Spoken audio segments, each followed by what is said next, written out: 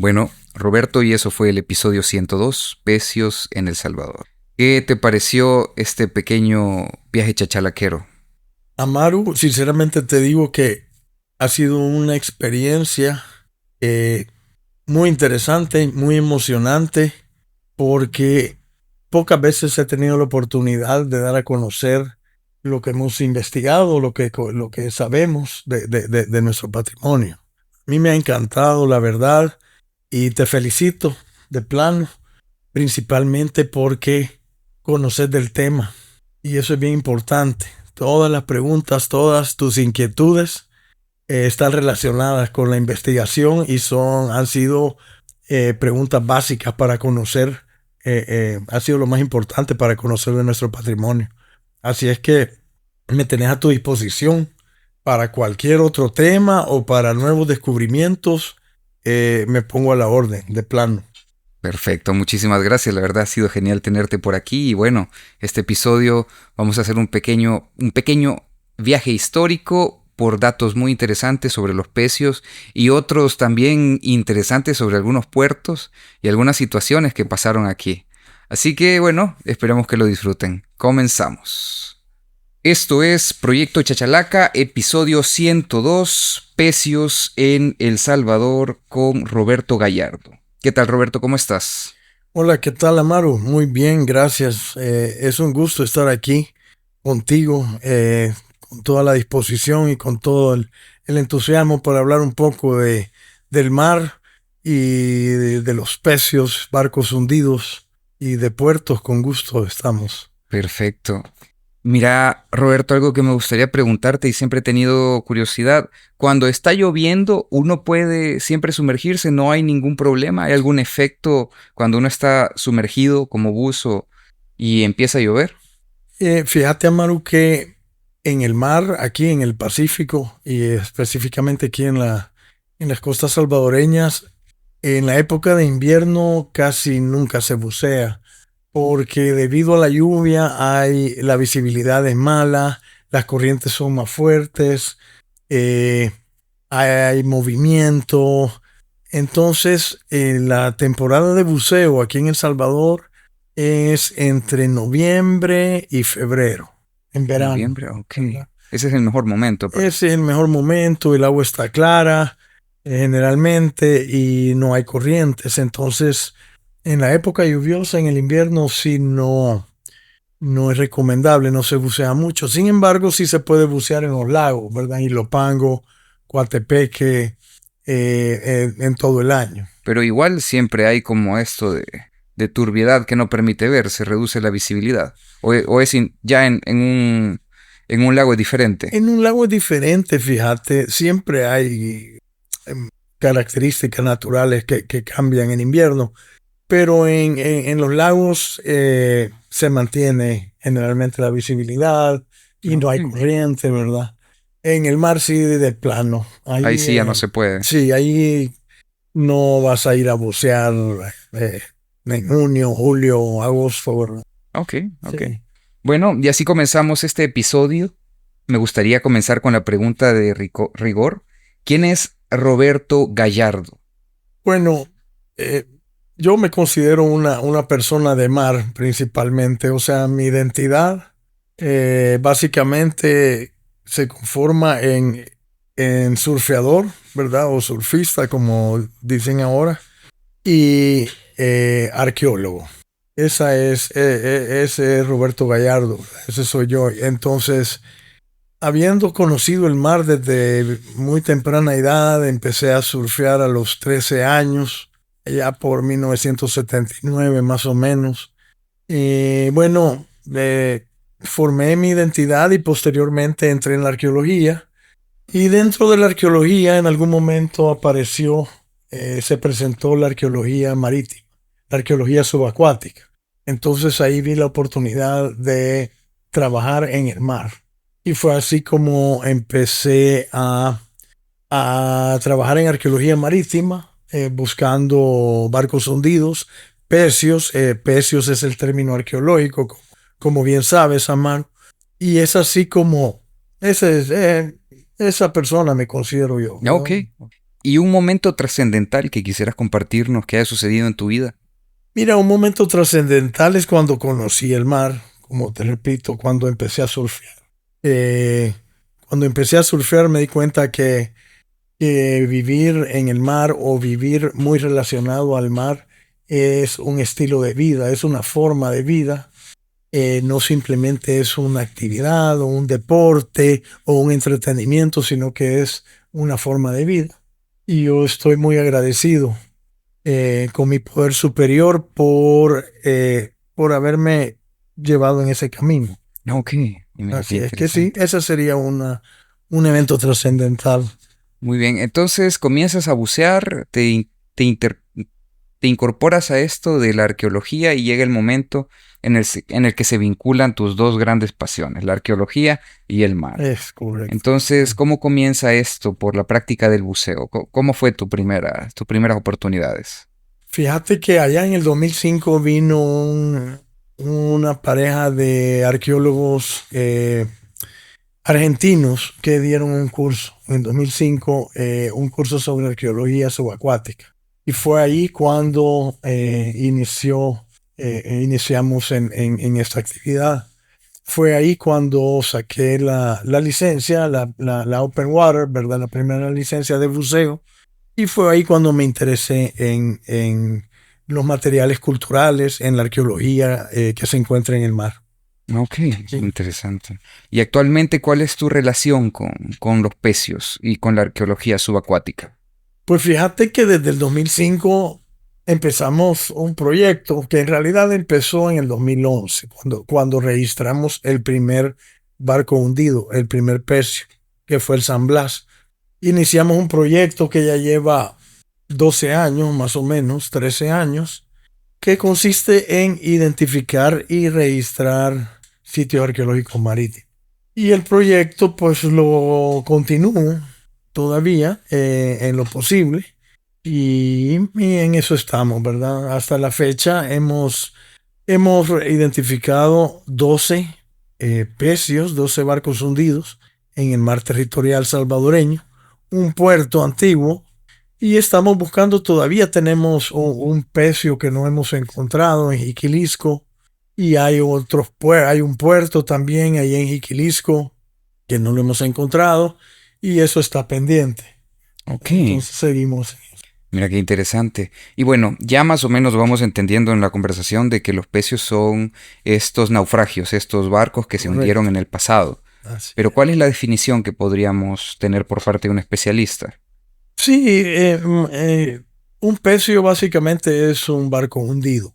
Ahora, el patrimonio arqueológico subacuático sí es ya un término más general, que es cualquier material cultural, cualquier objeto hecho por el hombre que se encuentre cubierto de agua total o parcialmente.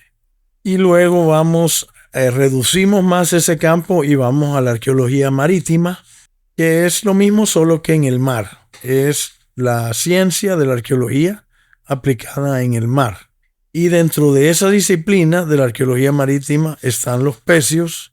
Bueno, pueden haber pecios en lagos y en ríos, pero en este caso en arqueología marítima son en el mar. Ok. ¿Y cuál es la importancia de estos pecios o bueno, este tema de patrimonio nacional sumergido, por así llamarlo? Sí, fíjate que es muy importante porque el mar siempre ha sido un elemento esencial para el desarrollo de las sociedades humanas, inclusive las sociedades que no están cerca del mar. Pero el mar ha sido y es un elemento trascendental en el desarrollo del ser humano. Y es por eso que en el mar se encuentran materiales culturales, objetos, sitios arqueológicos que son súper importantes para la historia nuestra. Ok. Entonces, de alguna u otra manera permiten rescatar un poco de identidad. Definitivamente.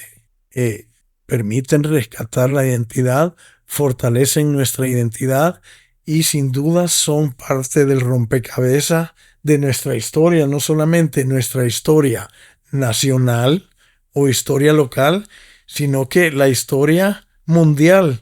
¿Y por qué te digo esto? Porque a diferencia de otros sitios arqueológicos aquí, terrestres, por ejemplo, los barcos navegaban por todo el Pacífico y el Atlántico. O sea que tenemos sitios arqueológicos que en realidad son parte de la historia de Europa, de Estados Unidos y de Centroamérica. Ok. Y mira, ahora me da esta curiosidad. Va, imagínate, tomemos el caso del SS Colón, por ejemplo, ¿verdad? Okay, ajá. Entonces se hunde el SS Colón en algún momento de la historia. ¿Alguien puede, digamos que reclamarlo? Digo, en aquel momento me imagino que se hunde y si lo lograran sacar de ahí, es del dueño todavía, o lo que queda. Pero llega un momento en el que ya esto como que pasa a ser patrimonio. ¿Cuándo termina este periodo? ¿Cómo funciona esto? Sí, vaya, en el caso de todos estos sitios están en el mar territorial salvadoreño. O sea que son sitios arqueológicos que le pertenecen a El Salvador. Eso para empezar. En segundo, sí tenés razón. En un inicio el barco era el Colón, era de una empresa naviera de Estados Unidos, la Pacific Mail Steamship Company, y efectivamente en ese momento es de ellos, ¿verdad? Y lo desmantelan parcialmente para repuestos y cosas así. A medida que pasa el tiempo, ese sitio se convierte en un sitio arqueológico. ¿Qué tiempo es necesario para considerar los sitios arqueológicos? Esa es una pregunta eh, difícil porque la UNESCO establece que 100 años o más. Sin embargo, la importancia de esos barcos puede ser considerada para declarar los sitios arqueológicos Antes de los 100 años. antes de los 100 años. Qué interesante. Ajá. Ajá. Y eso, por ejemplo, el Anden, que me lo mencionaste, que es un pecio que está ahí en la barra de Santiago, ese se hundió en 1982. Hace poco, virtualmente, comparado a otros. Hace poco comparado a otro. Pero es un sitio arqueológico, porque no solamente es un sitio arqueológico, sino que es un sitio memorial, ya que ahí desaparecieron 16 marinos peruanos. Y eso lo convierte, le da otro nivel de importancia. Entonces, tiene mucho que ver la importancia histórica. Ok, ¿tú has andado en cada uno de estos pecios? Sí. ¿Qué digamos, qué te ha impresionado a ti de encontrártelos?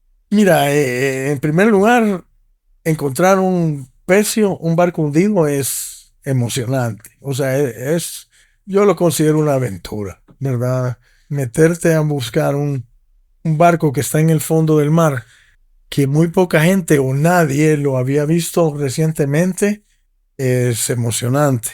Entonces, para mí, esa es la motivación principal. Y luego la información histórica Ok. de cada uno, porque cada uno de estos pecios tiene su historia, ¿verdad? Ok. ¿Y ha encontrado cosas así como interesantes o medio locas? Cadáveres, no sé, osamentas. ¿Qué ha visto usted ahí?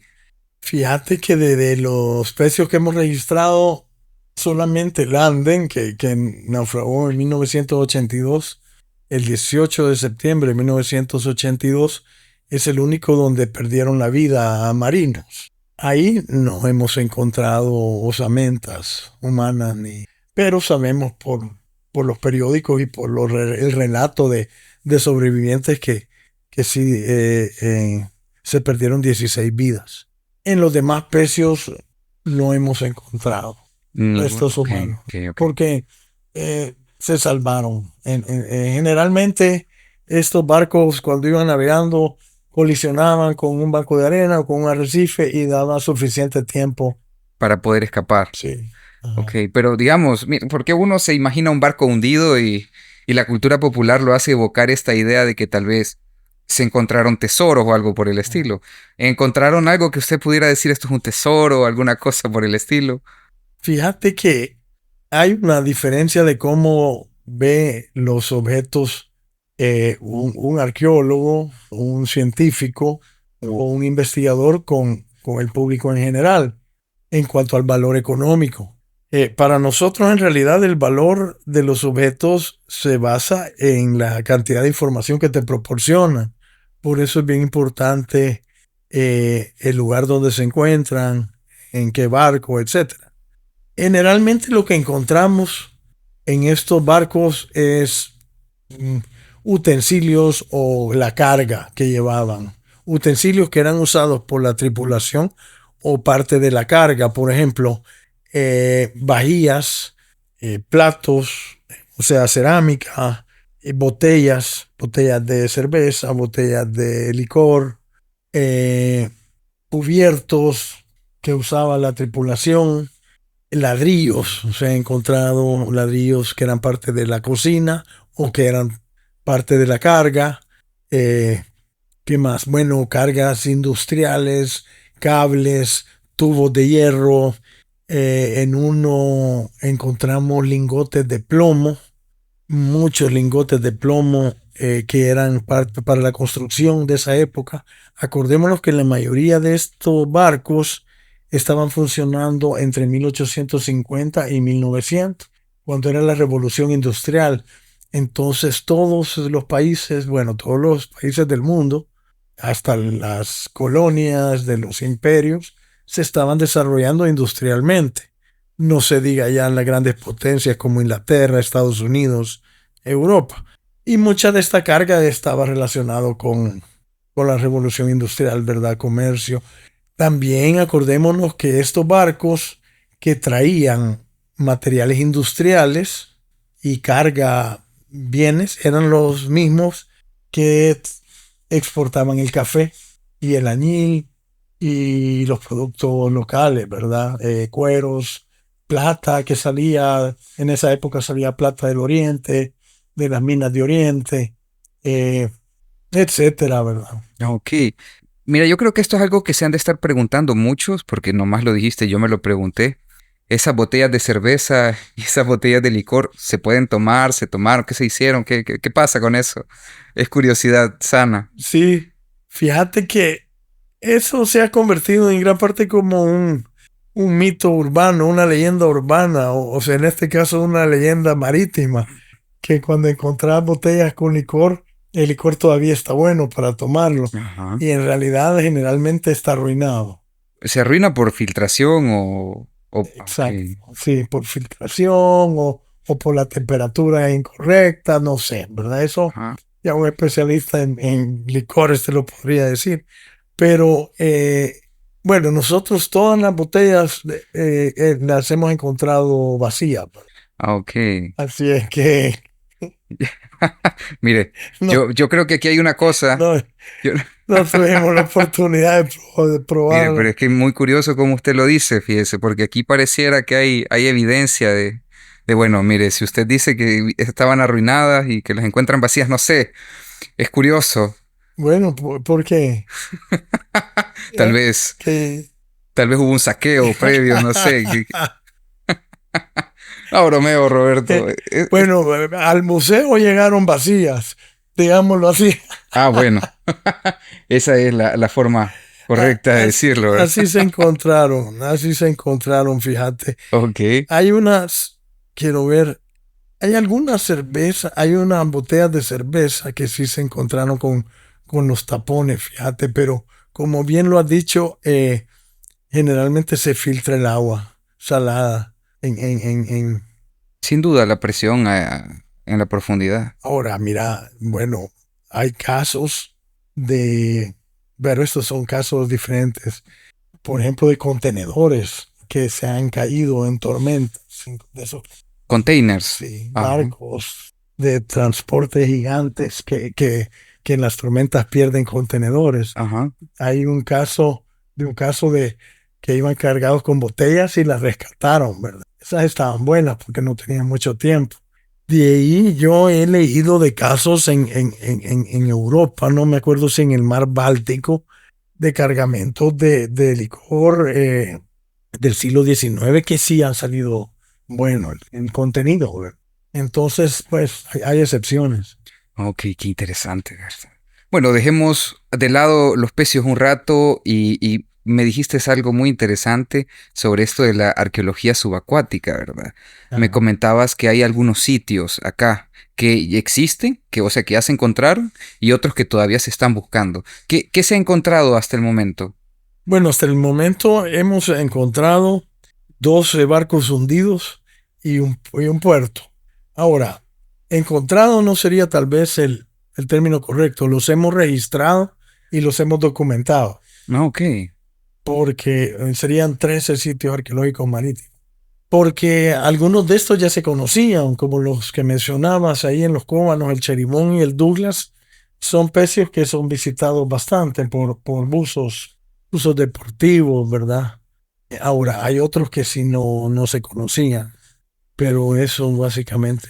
Ok, ¿y hay algún sitio arqueológico precolombino bajo el agua?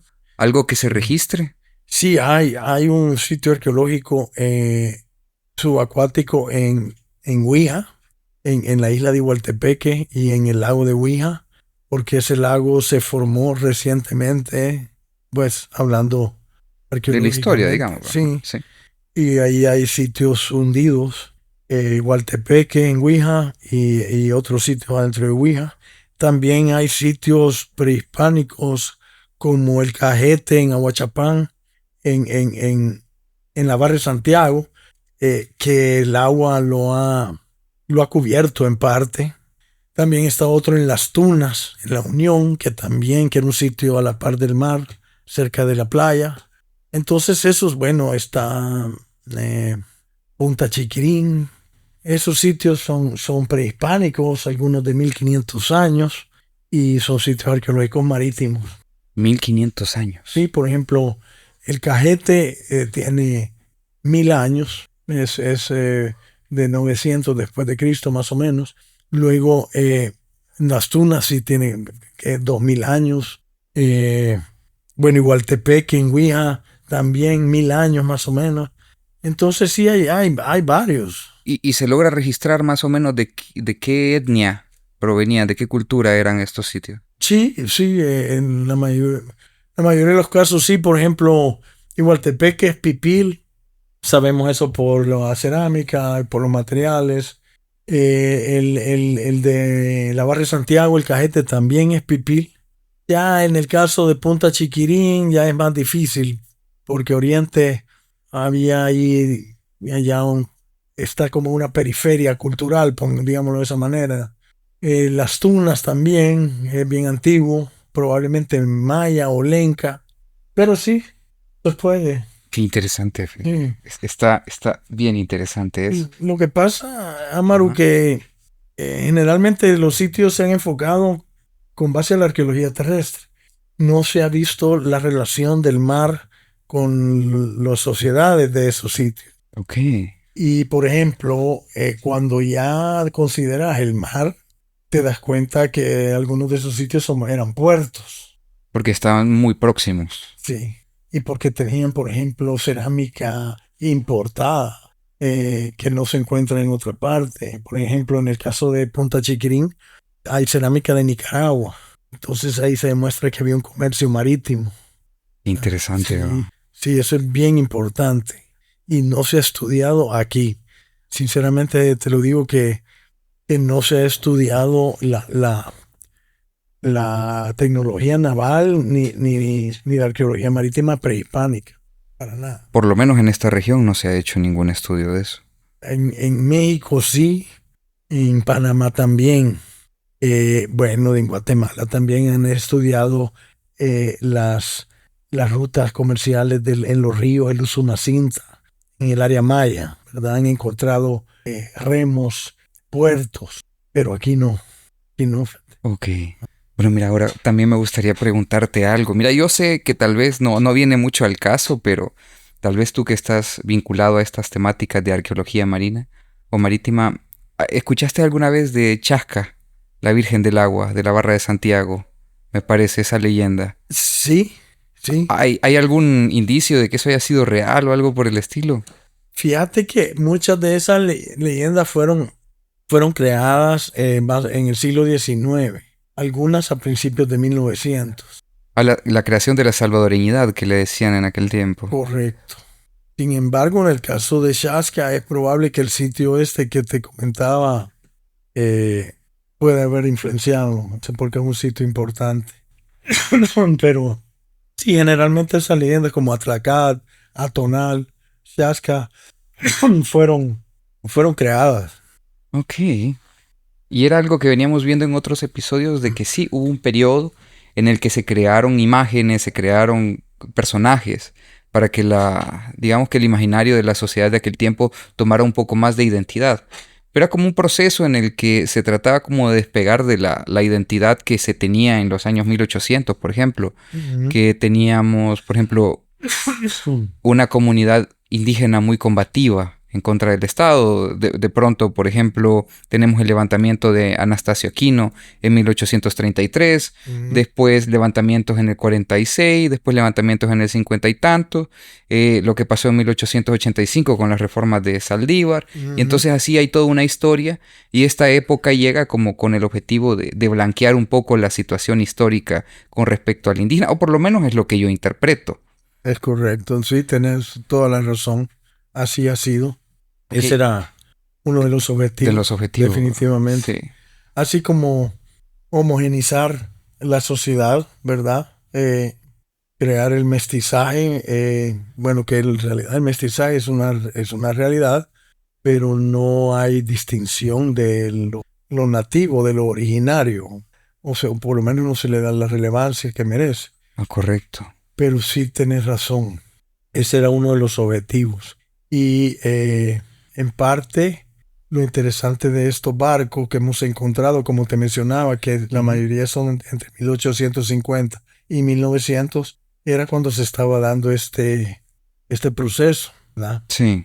De básicamente la creación de la nación, del Estado nacional, ¿verdad? De la identidad nacional. Okay. Así es que hay relación con eso. Sí, de ahí vinieron otros presidentes como Maximiliano, que lo que buscaron fue prácticamente hacer como una especie de barrido histórico y poner un personaje. Pero bueno, regresando a este tema, hay una cosa que me gustaría preguntarte respecto a la arqueología marítima, es ¿cuáles son los retos? Yo entiendo ya de por sí, pues ir, sumergirse y todo esto, pero por ejemplo, me imagino que en algunos lugares se lucha contra el paso del tiempo.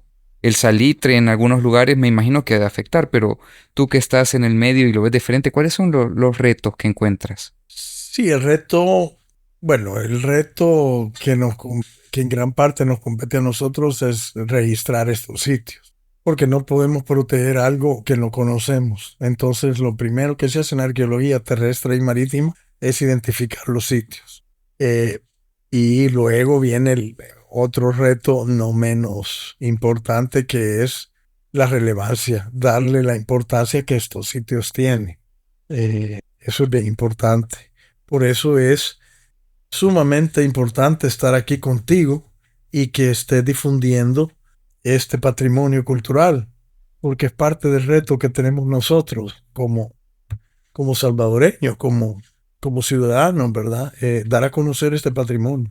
Y preservarlo sobre todo. Y preservarlo, como bien estábamos platicando hace un momento. Algunos de estos sitios son visitados y la gente extrae objetos, ¿verdad?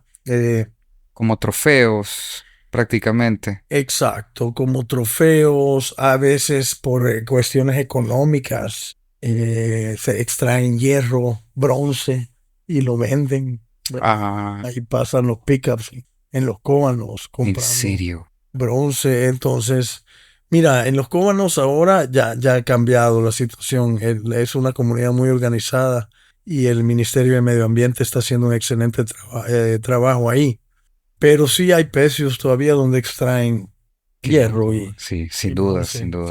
Me puedo imaginar a la gente en lancha así con un megáfono, se compra hierro, cobre, especia hundido y cosas por el estilo, porque así somos, ¿verdad? Así es. Terrible. Sí.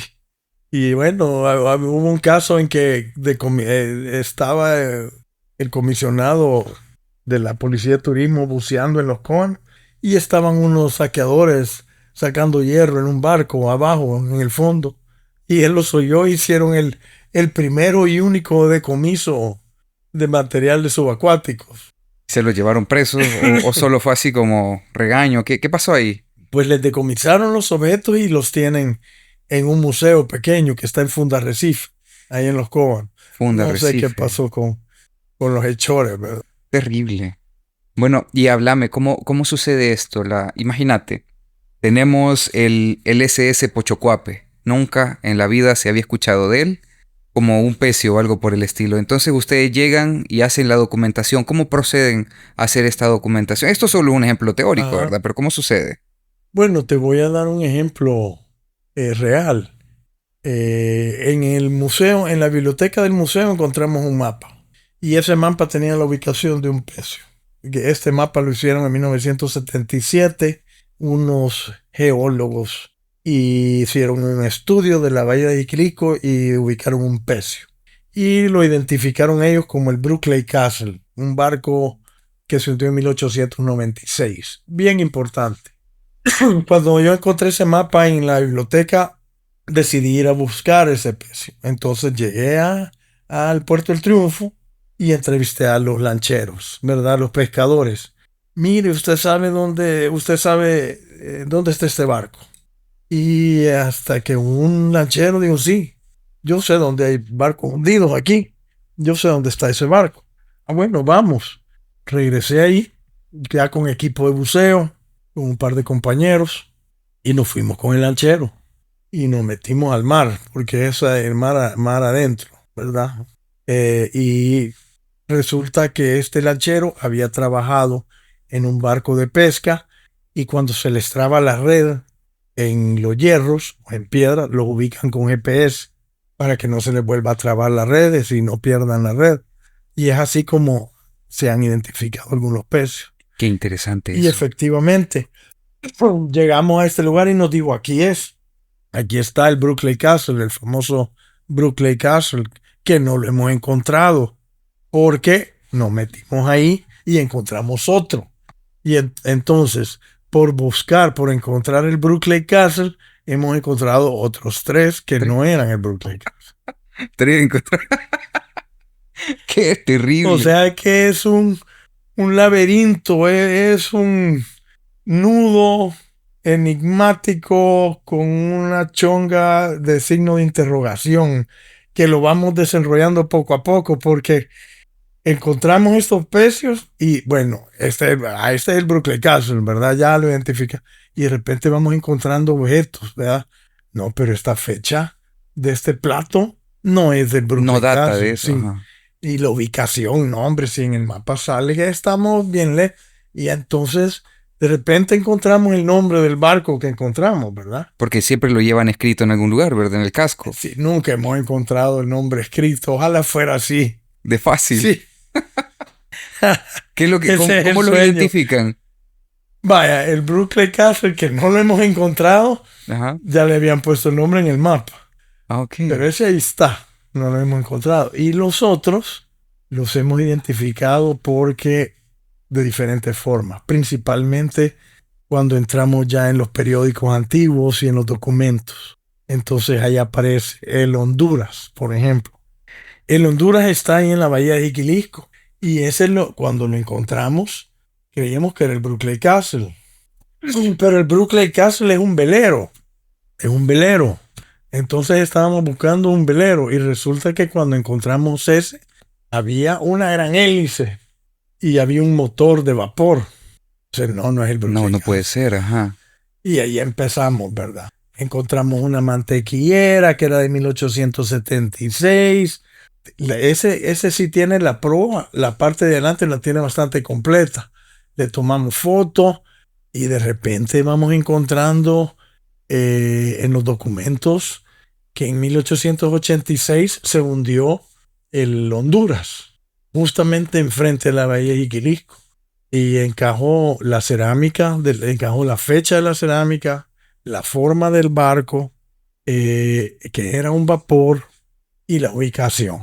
Entonces ya le podemos poner el nombre, ¿verdad? Ok. Así es que ahí es un rompecabezas, vos. Ahí encontraron, por buscar el Bruce Clay Castle, Brooklyn Castle, sí. encontraron al Honduras. Encontramos el Honduras, encontramos otro que se llama el Tetis, e inicialmente encontramos uno que se llama el Kirkdale. Ese creíamos que era el Brooklyn Castle, pero resulta que los pescadores le decían el Girdalia. ¿Y ustedes a dónde van a pescar? Porque veíamos que, sí, allá hay unos hierros ahí de la Girdalia. Y yo encontré, bueno, un amigo me dio el José Roberto Suárez, que en paz descanse, que es en realidad es el inicio de la arqueología marítima aquí. Me enseñó una foto de un barco que se llamaba Kirkdale. Kirkdale. Chica, y los pescadores le decían Girdalia Kirkdale. Resulta que era el Kirkdale. Entonces así encontramos el nombre de otro. Qué loco, Sí, definitivamente. sí, es bien loco. Bueno, entonces llegas, te entrevistas, lo Sí, identifican. esa es una forma. Ajá. Entrevistar ahí a la gente local, que son los que saben dónde están los barcos, e ir a buscar. De ahí, así como te comentaba, encontrar un mapa con una ubicación, como el caso de Brooklyn Castle. Es eso. Y otra forma es encontrar una foto. El Colón, el que mencionabas. Ese apareció una foto Del periódico. de una revista que se llama La Quincena, se llamaba La Quincena, de 1904. Y apareció un gran barco encallado en la arena de Acabutla, en la playa. Pero un barcón, ¿verdad? Un vapor grande, más grande que hemos... Y entonces yo dije, ¿y este barco encallado en Acabutla? Tiene que haber algo ahí.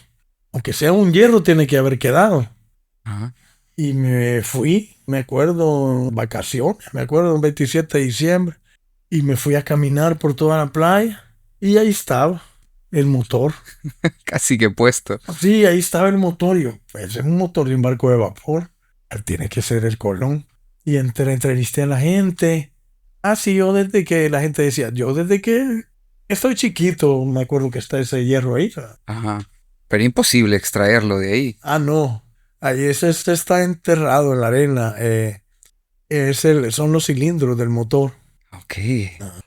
Y ese tiene su historia también, ¿verdad? Claro que ya ahorita la vamos a ir conociendo. Que es una de las cosas que me gustaría explorar ahorita.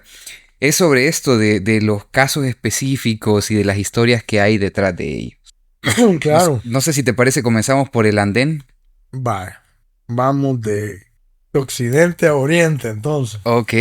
El Anden, Anden o Anden, creo que es Anden. Andén, ok.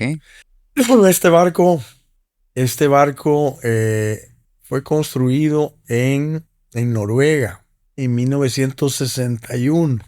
Era un barco de carga eh, y de alguna forma lo compró una empresa peruana. Y tenía que recoger un cargamento de café en Acajutla. Salió del Perú hacia Acajutla con 26 tripulantes. Y ya en el camino se menciona que estaba fallando, que estaba haciendo agua una de las bodegas. Entonces ya tenían problemas. El barco desde que salió del Perú llegó a Acajutla y no le daban permiso de cargar. Entonces tuvo que tirar ancla y pasó varios días allí en el mar. Y de repente se vino la tormenta de Montebello, la que hizo el deslave de Montebello el 18 de septiembre de 1982. Fue una tormenta fuertísima. Y les agarra la tormenta a esta gente ahí en el mar y rompen las anclas y se van a la deriva. Y fue dramático eso porque la gente, los motores funcionaban, pero las olas eran tan grandes y estaba oscuro, tormentoso. Imagínate la gente adentro del barco, ¿verdad? Los Claro. 26. Y bueno, para resumir un poco la historia, al final encalló en la arena. Muchos se tiraron del barco. Y la mayoría de los que se tiraron se salvaron. Pero cuando encalló la arena, el barco se inclinó y quedaron atrapados 16. Bajo el propio peso del barco en la arena. Sí, adentro del barco, pero ya no pudieron salir. Porque imagínate, ahí menciona que de repente las paredes eran los pisos, que no se podía salir, porque algunos lograron salir, ¿verdad? Y hay relatos bastante dramáticos. Entonces quedaron atrapados, desaparecieron 16 tripulantes. Y ahí quedó el barco y ahora se conoce como el barco peruano. El barco peruano. Ok. Y bueno, me imagino que principalmente fue una serie de eventos desafortunados lo que lo llevó, ¿verdad? A que esto sucediera. Ya venían con problemas desde el Perú, llegan aquí y no los dejan cargar durante varios días. Que creo que parte de eso fue, digamos, que no elevó, digamos, conflicto o problemas entre El Salvador y Perú, esto, ¿no? Oh, Históricamente o algo, no, nada. fíjate que ahí están los cables del embajador de Perú aquí que inmediatamente tiene contacto con Perú y Perú envía a la fuerza aérea, envían un avión con buzos profesionales y con equipo de rescate y se unen buzos de la Cruz Roja a quienes he entrevistado yo. Ok. Todavía hay algunos, hay uno o dos trabajando en la Cruz Roja y Está como para hacerle una entrevista. sí, Claro sí, que yo, sí, yo sí. tengo el contacto. Raúl Urquía es uno que participó. Y bueno, no hubo conflicto. Al contrario, hubo bastante colaboración. Hubo conflicto entre los familiares de los desaparecidos y la empresa naviera en Perú, Ok. porque decían que el barco ya estaba dañado y estaban exigiendo un seguro, una compensación. ¿Verdad? Básicamente así fue el anden. Y ahí está el anden. No se puede bucear. Está bien cerca de la arena. Ya está fragmentado, pero todavía se ve desde la playa. Ok. Ok, mira, qué interesante. Bueno, ¿ahora con qué vamos? Hijo, Si vamos de occidente acordémonos que para son allá. 12. Ajá. Son 12. Pero después del anden, en Acajutla está el Colón. El Colón, en 1904, estaba fondeado en Puerto San José. Era un barco grande, era un barco elegante, tenía un área de cena, un área de una sala, un salón elegante. Ese barco lo construyeron en Nueva York en 1872 y era grande, es el más grande que hemos identificado. Y bueno, en 1904 estaba fondeado en Puerto San José, en Guatemala, y estaba el matrimonio del primer oficial. El primer oficial se casó en el barco y el capitán ordenó que abrieran botellas de whisky, botellas de cerveza, de ginger, y se pusieron a tomar en el celebrando. Y se embolaron todos, se emboló el capitán y los oficiales y todos se embolaron. Al día siguiente, en la tarde, no me acuerdo si en la tarde o madrugada, bueno, al día siguiente, el capitán decide ir a toda velocidad a Cajutla. Y el capitán iba dormido, eh, y cuando iba llegando a Cajutla, le choca con el arrecife de los Cóbanos y empieza a entrar agua y el capitán no hallaba qué hacer y dice encallémoslo en la playa para salvar todo, para salvarnos nosotros y salvar todo el cargamento. Y así es como queda encallado en la playa y de ahí la foto que te contaba que aparece encallada. Ok. Entonces es el primer caso de un conductor temerario de un vapor conocido en la historia.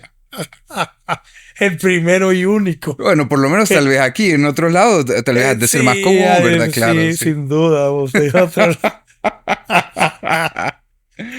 No, mira, qué cultural, fíjate, qué cultural esa historia. ¿Y él era salvadoreño, hondureño, guatemalteco? ¿De dónde? Era gringo, era de Estados Unidos el capitán.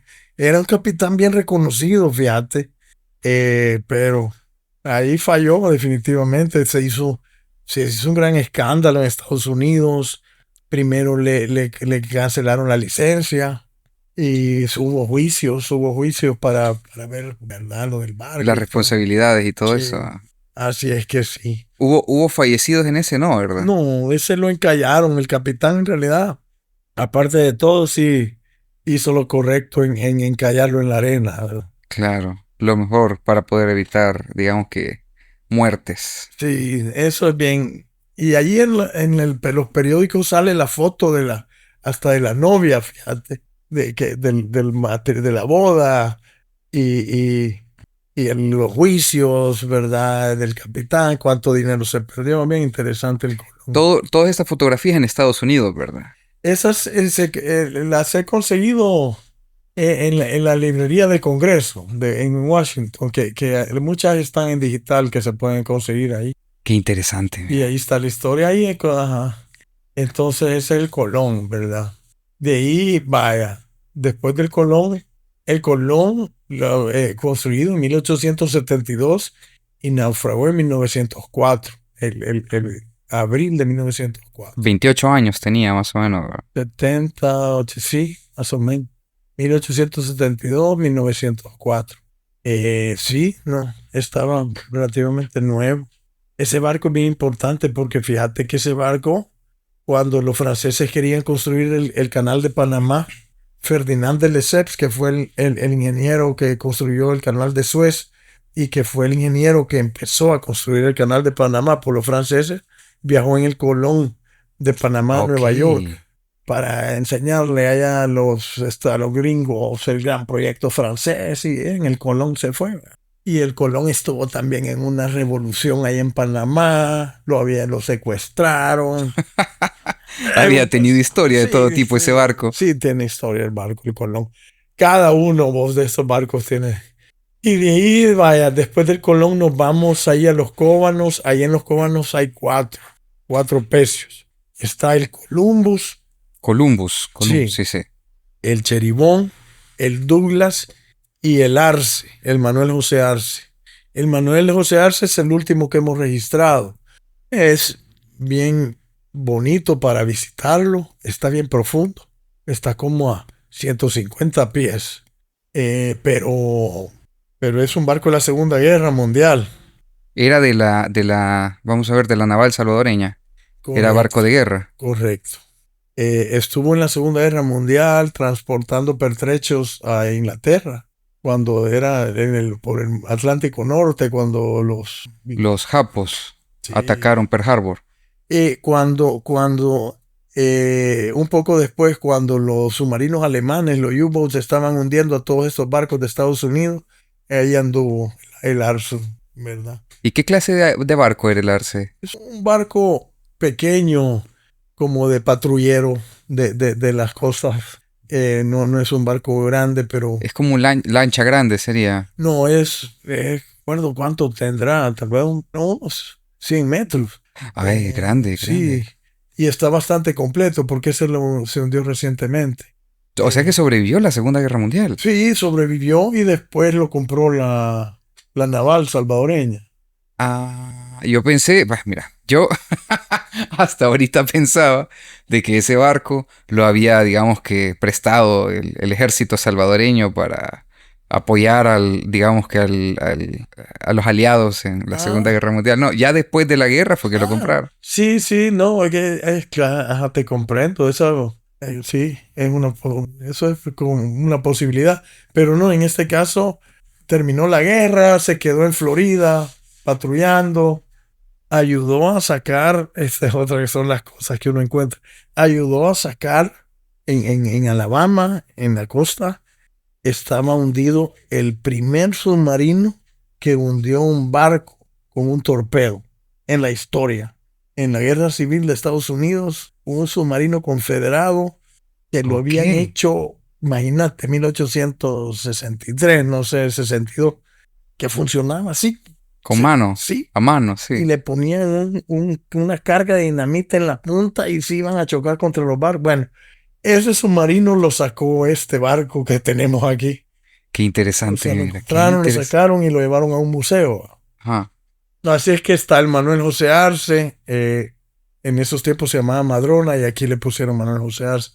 Pero de estos cuatro barcos que están en el área natural protegida de los Cóbanos, que es bien importante porque están en un área natural protegida, tal vez el más importante es el Columbus, es el más antiguo también, porque el Columbus era un barco de los primeros barcos de vapor en el Océano Pacífico, un motor bien primitivo, y fue de los primeros barcos que transportó gente de Panamá a San Francisco. Cuando es la fiebre del oro, encuentran oro en California. El Columbus fue de los primeros 11 barcos Ven, llevar en gente. llevar gente. O Ok. sea que vamos a hablar de migración hacia California, de salvadoreños. Esa es la primera vez, ¿verdad? ¿En qué año sería esto? 1700. No, esto empieza la fiebre del oro en 1849 y el Columbus empieza servicio para transportar gente en 1850, 51, si no me equivoco, y se hunde en 1861, allí en los Coban. Ok, qué loco. Sí, Ahora, el Arce, sí, me quedé con esa duda. ¿Lo hundieron? ¿Se hundió? ¿Cuál fue la razón? Ya el descarte. Así es como descartan los barcos cuando ya no, fíjate no que tienen servicio. sí, el Arce, el objetivo era, ya estaba fuera de servicio y el objetivo era hacer un arrecife artificial. Ah, ok. Y lo hundieron, pero quedó un poco muy Salidón. hondo. Ah, hondo. Sí, Porque a 150 pies estamos hablando de 50 metros, más o menos. sí, correcto. 50 metros en lo Sí, ya profundo. esa profundidad ya es peligroso y solo puede estar como 15, 20 minutos. Ok. Entonces tal vez hubiera sido más bonito, un poco más pacho. Es más pacho. Ajá. Pero para poder llegar a esa profundidad, hay que sumergirse con nitrógeno, ¿no? Mira, con nitrógeno dura más tiempo. Ahora yo aprovecho para aclarar que yo no soy buzo profesional, ¿verdad? Yo tengo licencias de buceo, pero cuando hacemos estas investigaciones, generalmente o siempre nos acompaña un buzo profesional, Ah, ok, ok, ¿verdad? ok. Entonces, yo soy arqueólogo y soy buzo para hacer arqueología. Y buceo generalmente solo para barcos hundidos y para arqueología. Pero digo esto porque sí, tengo entendido que el nitrógeno te ayuda a permanecer más tiempo en profundidades como esa. Ok, ok, mira, qué interesante. Bueno, ahí estaba entonces el Arce, el El Columbus. Columbus, bien importante. Ese barco es súper importante. El motor es súper antiguo. ¿Cómo fue que se hunde este? ¿Qué es lo que le pasa? Ese iba llegando a Cajutla y lo mismo que los otros, básicamente, excepto el Arce, y colisionó con el arrecife cuando iba llegando a Cajutla. Ok, Vea, vea, la aproximación a Cajutla es bien peligroso. Ahora ya no, con la tecnología, pero en aquellos tiempos hasta le habían puesto nombre a las piedras, ok. allí en los Coban, para saber por dónde, a la izquierda a babor de tal piedra.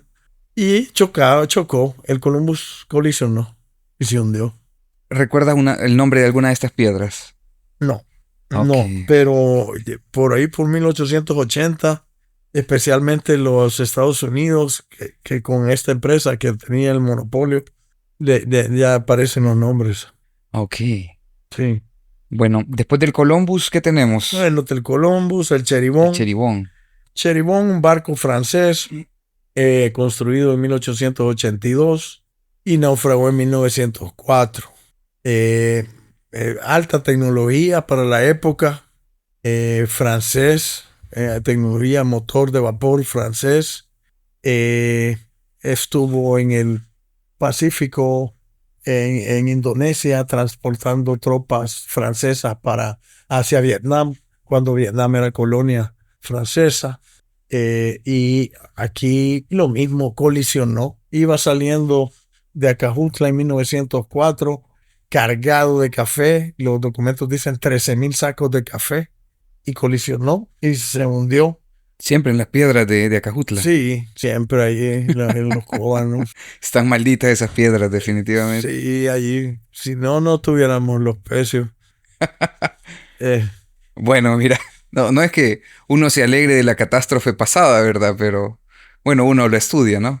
pues sí, no, definitivamente que ahí no se perdieron vidas tampoco, como te digo, ¿verdad? Pero la verdad es que no tuviéramos conocimiento de esa parte de esa tecnología naval.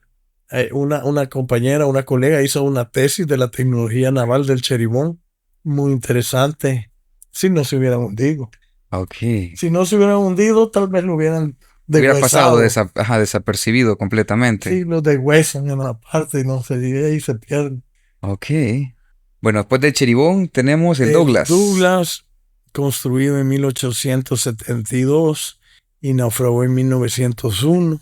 El Douglas era grande, otro vapor, un vapor, todos estos son vapores. Un casco de hierro, todo de hierro. Tal vez lo interesante del Douglas es que algunos sobrevivientes, había un maquinista de apellido Galón, alemán, porque en esa época el Douglas era alemán, era de bandera alemana, se llamaba Sakara, y colisionó en Bocó, se hundió. Y este señor vivió en Sonsonate, y la familia Galón, hay descendientes de Ernesto Rivas Galón, de Santa Tecla, que son descendientes De este superviviente sí, al naufragio, Arnoldo, Douglas. correcto. Así es que ese es otro. Esto, el Cherimón y el Douglas, son los pecios más visitados. Los que están más al alcance de... Los que es más conocido y los que están en un área natural protegida. Así que las empresas de buceo llevan a... Ok. Antes de continuar, me gustaría preguntarte esto porque lo he visto que lo llevan varios barcos. SS. ¿A Ajá. qué hace referencia el SS? Por ejemplo, el SS San Blas, el SS Colón, el SS Columbus. ¿Qué es el SS? Ese es steamship, barco de vapor, Ya. steamship. Steamship. Steamship Ok. San Blas, steamship. Así Ok. es que todos los barcos de vapor, principalmente los de Estados Unidos, pero a veces los ingleses, ese es. SS. Ok. Bueno, y está el SS San Blas. Sí, vamos bien, fíjate, de oriente a occidente. Después de los Cóbanos, nos vamos a la Libertad, a la playa San Blas, y ahí están los restos del SS San Blas. El SS San Blas es importante culturalmente, también construido en 1882, misma fecha que el Cheribón, mismo año, solo que el San Blas lo construyeron en Nueva York. Y el San Blas solo hizo un viaje en el Atlántico y de ahí se pasó al Pacífico, siempre la ruta Panamá-San Francisco, y colisionó, bueno, en 1901 venía de Acajutla hacia la Libertad. Y cuando iba de Acajutla hacia la Libertad, iba pasando ahí cabal frente a la playa de San Blas, y ahí está la desembocadura del río Comasagua, y ahí hay un arrecife pequeño, y se acercó. Y bueno, fíjate que todavía los pescadores y los ostreros ya viejos te cuentan que el capitán vio luces en la playa y creyó que ya había llegado al puerto, y se acercó mucho. Y los documentos confirman eso. Cuando iba pasando enfrente de la playa de San Blas, habían pescadores y habían hecho fogatas. Entonces el capitán vio luces y creyó que ya había llegado a la Libertad, y se acercó demasiado y colisionó. Y se llamaba SS San Blas. Y igual quedó en la playa, en la playa de San Blas. Antes la playa no se llamaba así, O sea, se llama Playa San Blas por el SS San por el Blas. barco. No, en serio. Sí. Qué loco, mira. No sabía eso. Antes decían, no, San Blas así se llamaba la hacienda. No, San Blas se llama por... Ok. Mira, qué Sí, interesante eso. Son cosas que uno no sabe. Yo pensé que súper, San Blas era San Blas porque así, o sea, bueno, sí, nunca me había puesto a pensar por qué le habían puesto el nombre San Blas, ¿verdad? Pero, súper interesante el nombre. ok, qué Ajá. interesante, mira. Ok, entonces, colisionan, no hubo, como tú me dijiste, no hubo fallecidos, no hubo muertos. No, Pero, ¿cómo escapa la gente del San Blas? fíjate que el San Blas venía de Acajutla hacia la Libertad, colisionó y se empezó a llenar de agua, las salas de máquinas, y hubo ahí un poco de pánico, bueno, bastante pánico, caos, se fueron las luces y se montaron a las lanchas salvavidas. Y el capitán, cuando se dio cuenta que el barco no se hundía porque había quedado encallado, les dijo a todos, no, que amanezca, porque era de noche, vamos a que amanezca, y nos vamos remando. Y eso hicieron, dejaron que saliera el sol, y entonces se fueron remando a la Libertad. Entonces así fue que se salvaron. Ok, mira, y en estos casos, bueno, no sé, por ejemplo, eso fue un error siempre del capitán, pero sin embargo, Sí, no es así como que vos digas que culpable, ¿verdad? Porque un error lo comete cualquiera. Entonces, ¿qué sucede en esto? ¿Meten preso al capitán? ¿Qué procede? Fíjate que en este caso del San Blas, el capitán Joseph Catarrini se llamaba, se suicidó Ok. por haber chocado el barco como un año después. Qué loco, ¿verdad? Esto.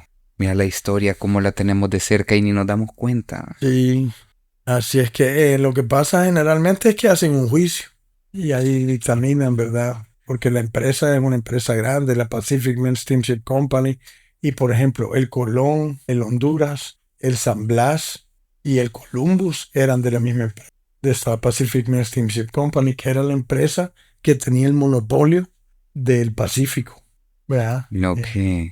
O sea, si vas a hablar de empresas oligopólicas de la primera aquí en Centroamérica, en el Pacific Mail Steamship Company, ¿verdad? Qué salvaje. O sea, tanto que el gobierno la tenía que subsidiar.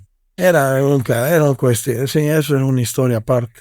Qué salvaje. Sí, sí. Bueno, qué interesante también como la historia es, que nos golpea en la cara. Pero bueno, contame, ¿qué más hay después del Va. SS San Blas? ¿Qué Después del hubo? San Blas, nos vamos hasta Iquilisco, que es donde hemos trabajado últimamente, en las últimas investigaciones. En Iquilisco hemos registrado 4 barcos. Y el primero fue un barco que está enterrado. Ese no hemos encontrado el nombre. Ese le hemos puesto PSJ2. No, perdón, PSJ1, porque está ubicado en la Punta San Juan. Es el primer barco que ubicamos en Iquilisco. Y ese está enterrado. Pues, ese, José Roberto Suárez, un buen amigo, investigador, llevó una foto de un mástil que salía de la arena. Y este mástil que está haciendo aquí. Y fuimos y el mástil ya se lo habían llevado, ¿verdad? Los Para chartereros. variar, ¿verdad? Sí. Y estaba un pedacito de hierro, excavamos y encontramos un mástil, la parte de un mástil. Y ya no pudimos seguir excavando por el agua a nivel freático. Pero ahí hay un barco de vapor enterrado. No sé el nombre. Así es que está el PSJ1. Después el que te comentaba, el Kirkdale. El Kirkdale está en la Bucana.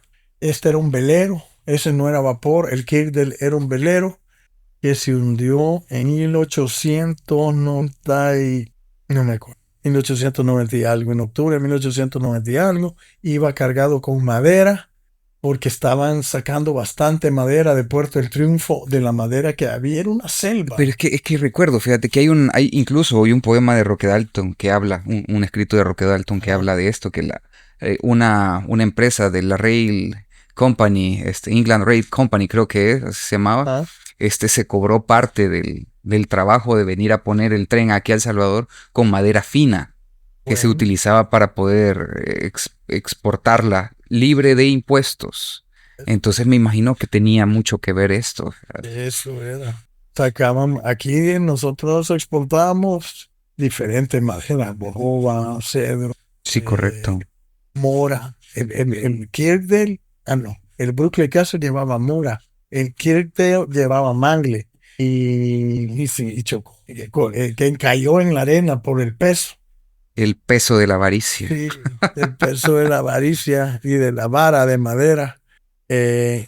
Esto fue en 1902, en Kirkdale, 1904, octubre de 1904. Y bueno, y ese lo encontramos por el nombre, porque los pescadores llamaban ese lugar la Guirdalia. La Irdalia. La Guirdalia, vamos a pescar la Guirdalia. ¿Y por qué se llama la Guirdalia? Así se ha llamado siempre. Hay unos hierros ahí. Y resulta que el Kirkdale, eso quedó el nombre. Ok, interesante. Y se encontró la madera. Había madera en el barco, se veía. No, ya está, no encontramos madera. Encontramos partes de otros barcos. Que no se identificaron. No, que lo llevaba como repuestos. Ah, ok. Una chimenea, fíjate. Y eso nos confundió bastante porque creíamos que no sabíamos si era el Kirkdale porque era velero y que estaba haciendo una chimenea de un vapor. Y resulta que andaba una chimenea ahí. Pero por velero, déjame tratar de entender, va. Yo veo estos barcos grandes que llevan varias velas y son bien grandes, como estos galeones, ¿no? Ajá. ¿Era de ese tipo? No, fíjate que ya en esa época, mira, primero era la vela, bueno, primero eran remos, después vela, y la vela está funcionando hasta principios de 1800. A principios de 1800, 1790, 1800, aparecen en los barcos de vapor. Pero en todos los barcos de vapor les ponían mástiles con velas, Por si se quedaban sin carbón, por ejemplo. por si se le fregaba la hélice, por si el cardán, por ejemplo, se quebraba.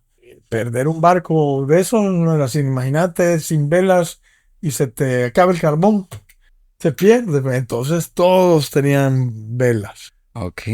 Así es que por eso hay alguna confusión. Eh, pero los barcos de vela siguen funcionando. Eso sí, los de vapor sustituyen a los, Claro, en algún momento ya no se les pone. pero nunca los sustituyen completamente porque los de vela tienen una quilla más profunda. Entonces tienen más estabilidad que los barcos de vapor. Y por eso era que los de vela lo ocupaban para madera, porque es carga pesada. Y la madera, y nada te llevar trozos de madera dentro de un barco que no van acertados, bien arreglados, por decir. Y viene una tormenta Fácil lo volca. y se viene todos los vigas de madera para un lado, se vuelca. Entonces por eso ocupaban los veleros para madera, porque tienen una quilla más. Ok, qué interesante. Y el Kirder llevaba mangle y se hundió. Y ahí lo que hay son las costillas, o sea, las vigas de las costillas del barco, y no hay mucho. En realidad el Kirder no hay mucho. Ok. Bueno, después del Kirdale, ¿qué tenemos más para allá? Ya solo nos quedan dos en realidad, que sería el Honduras y el Tetis. El Honduras lo encontramos buscando el Brooklyn Castle. El que estabas comentando hace un rato. Sí. Y el Honduras, otro barco de la Pacific Mail Steamship Company, construido en 1871 en Liverpool, lo cual es rarísimo, porque en esa época los barcos gringos eran la revolución industrial en Estados Unidos, ya Ya estaba instalada. estaban construyendo barcos así A granel. ajá, y entonces, y este barco era de la Pacific, de una empresa de Estados Unidos, entonces un gran pleito, que por qué lo hicieron en Inglaterra. Y en 1871, y estuvo también la ruta Panamá-San Francisco, y ahí enfrente a Iquilisco hay dos bancos de arena largos, porque cuando baja la marea, hay una gran corriente que sale de la bahía y ha formado dos bancos de arena. Entonces, esos no se conocían. Y el Honduras venía de Acajutla para la Unión, perdón, de la Libertad, y colisionó en ese banco de arena. Y ahí está. Esto fue en 1886 y hay una carta del capitán a Francisco Menéndez, que era el presidente de la época, diciéndole que el Honduras se hundió. Y el último que hemos encontrado, bueno, no, el último es el Arce allá en los Cóbanos, pero el penúltimo fue el Tetis. Este es bien importante porque este barco no sé, bueno, el Honduras y el Tetis no se tenía idea que existían. Nadie los había visto. No había registro. No había registro, nadie había buceado ahí, nada. El Tetis, este sí es bien antiguo, este se hundió, este lo construyeron en 1841, si no me equivoco, y se hundió en 1850. Y este llevaba un cargamento industrial, lo construyeron en Liverpool, y se vino de Liverpool a pasar por Sudamérica, y cuando iba para arriba hacia el norte, pasando por los puertos de Centroamérica, encalló en el mismo arena que te digo. En el mismo banco ahí en Sí. la bahía de Jiquilisco. Ajá. Ok. Y ahí se hundió, y ese es el que llevaba cargamento de bahías, inglés, todo inglés. Ya. Bahías, cerveza de jengibre, irlandés, licor. Iba para San Francisco. Fíjate que definitivamente iba para Guatemala, Ok. porque va cargamento para Guatemala, pero lo más probable es que iba a San Francisco porque llevaba como 1000 tubos de hierro, unos tubos así. Grueso, como de 4 pulgadas. Sí, como de 8 metros de largo, fíjate, cada tubo. Y eso probablemente iba para California, para la fiebre del oro. Ok. Ah, Y esos tubos todavía están ahí. ahí están. 1000 son. Calculando 800, 1000, mano. Eso es pisto ahorita, fíjate. Pues sí. Sacarlo es lo imposible. Bueno, mira, no estamos incitando, no estamos incitando, es pero difícil. recuperar embarcaciones hundidas es posible. Sí, hombre. Allí, bueno, los suecos sacaron un barco entero de madera, el Vasa, un barco que se hundió en 1628, que la primera salida ahí se hundió. Y en 1950, esto fue en 1628, pues, y quedó enterito. Porque ¿Y dónde quedó ese? En el Báltico. Okay. Ahí en el mar Báltico las condiciones son propicias. Vinieron en 1955, lo encontró un chero. Pasando iba. No, tiraba una cosa de plomo y al fondo y lo sacaba, y una vez la sacó y traía maderita. Aquí está el barco. Lo encontraron, vinieron los suecos, lo sacaron entero, construyeron un museo solo para el barco. El barco es increíble. Claro. Y ahí está. Es parte de su historia. Es uno de los museos más visitados en el mundo. ¿Nunca se ha tenido intención de rescatar uno de estos que está aquí? ¿Aquí? Ajá. No. Como el PSJ-101. No, ese sería bonito. Ese sería, porque ahí está. Y está bien conservado. Pero no se ha tenido intención. Sería interesante, definitivamente. Sí. Bueno, esos son todos, ¿verdad? ¿O nos quedó uno? Y ahorita estamos pendientes con el Brooklyn Castle. Que es todavía la, ¿cómo se podría decir? La joya de la corona. Correcto, sí. Sí. Sí, fíjate. ¿Pero qué sabes de ese barco? El Brooklyn Castle se llama así porque hay un castillo en Escocia que se llama Brooklyn, el castillo Brooklyn.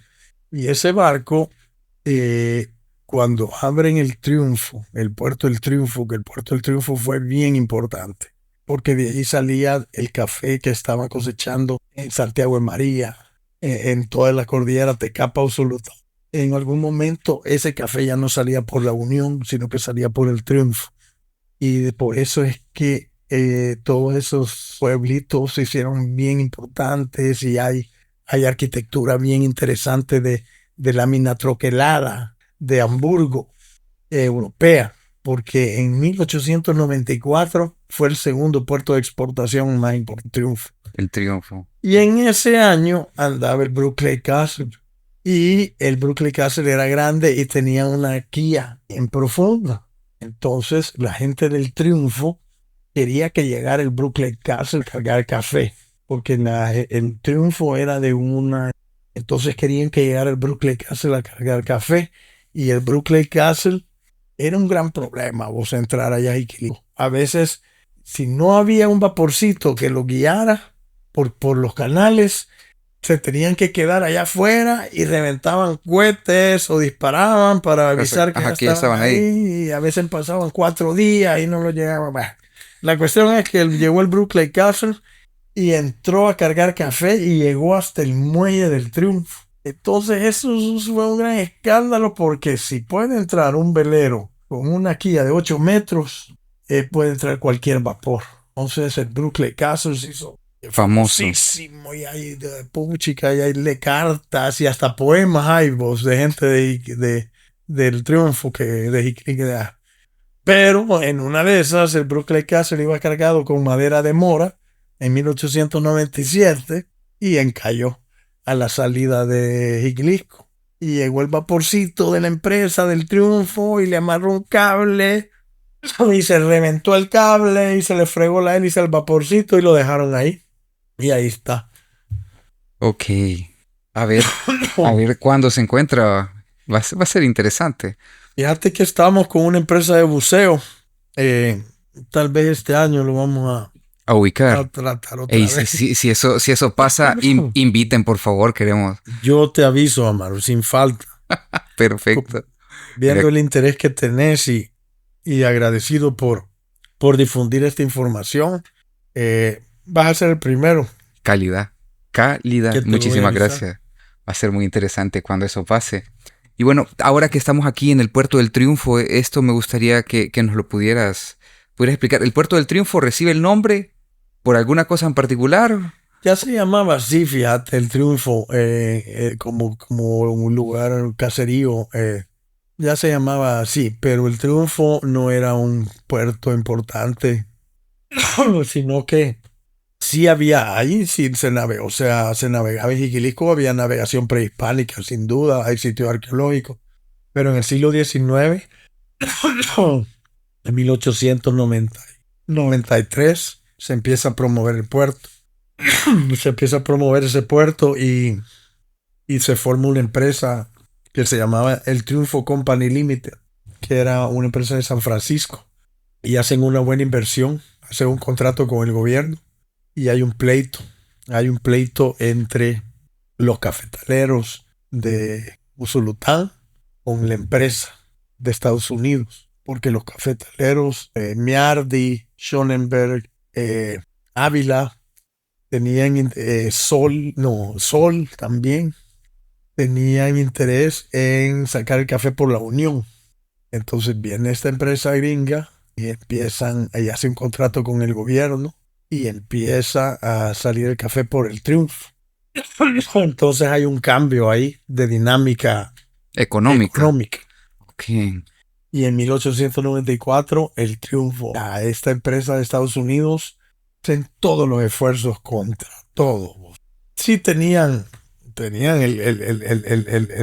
la conexión con el gobierno de ese momento. Y en 1894 se convierte en segundo puerto de exportación café de Tecapa Usulután. Y para Hamburgo, todo ese café iba a Hamburgo. Directo. Y mira, ahí en Jiquilisco entraban vapores alemanes grandísimos. O sea, no te imaginas, y eso para mí fue sorprendente porque cuando yo estaba trabajando, excavando el PSJ-1, yo veía la bahía. Ajá. Y decía, y aquí habrán entrado barcos así grandes, ¿verdad? Como los que Acajutla, como el Douglas y todo eso. No creo, decía, que nunca fue importante. Cuando ves la historia, allí entraban barcos alemanes de la Pacific Dampschiffland grandes. Entraban a cargar café, entraban barcos de la Pacific Mail Steamship Company. O sea, el gobierno hizo contratos con estas empresas navieras y llegaban al puerto del Triunfo. Y entonces, mira, el puerto del Triunfo es bien interesante porque no solo eso. En esa época, las grandes empresas hacían pueblos, hacían ciudades que eran autónomas completamente de los gobiernos. Por ejemplo, Henry Ford hizo una ciudad en la Amazonia donde sembraron hule para las llantas. Y esas ciudades, esos pueblos, tenían escuelas, tenían cines, tenían teatros y todo, tenían policía, pero todo era de ellos. Era privado. Y la ley, todo. Y aquí pasó algo parecido en el Triunfo. Es el único company town, porque se llamaban company town o pueblos de compañía, que se ha identificado en El Salvador. ¡Qué loco! Porque esta empresa de Estados Unidos, el presidente era Henry Hammond Burrell, que era de San Francisco. Él hacía puentes. Llegó y trazó la cuadrícula y ahí hizo la alcaldía, la policía, la aduana. Y si vos ves un mapa del Triunfo, te metes en Google Earth y ves bien cuadradito. Es cierto. Los parques, ahora ya acaban de cambiar eso, pero si vos ves los parques, son demasiado grandes para un pueblito.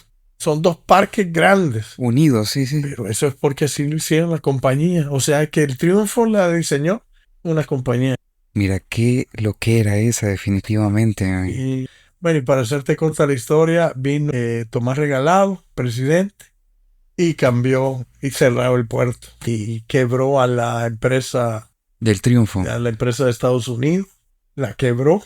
Le pasó todo a los otros. A los grupos comerciales. Correcto. Empezó ya a sacar el Usulután. Pero vino este empresario, Henry Hammond, y le metió una demanda al gobierno de El Salvador. No me acuerdo cuánto.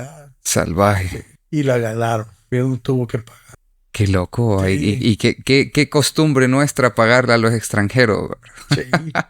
Sí, porque esa empresa naviera de la Pacific Mail Steamship Company, nosotros le teníamos que pagar. O sea, el gobierno de la época le tenía que pagar para que llegara a los puertos y para que sacara el café. En cambio, esa era diferente, directo a Hamburgo. Esa era diferente porque Estados Unidos tenía conexiones con esto. Ahora sí pagaban impuestos al gobierno y todo, y un contrato bien específico. que no se cumplía porque el contrato decía que tenían que un faro que nunca lo construyeron, pero sí, es un caso interesante, fíjate ese. Tuvimos faros nosotros en El No. Salvador, Ah, ¿no? sí, sí, sí.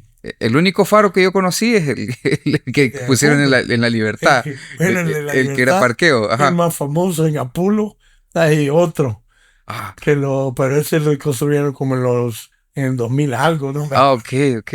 No, pero sí, fíjate que después que se hundió el Cheribón en 1902, construyeron un faro ahí en Los Cóbanos. Ahí está todavía, uno de hierro. Ok.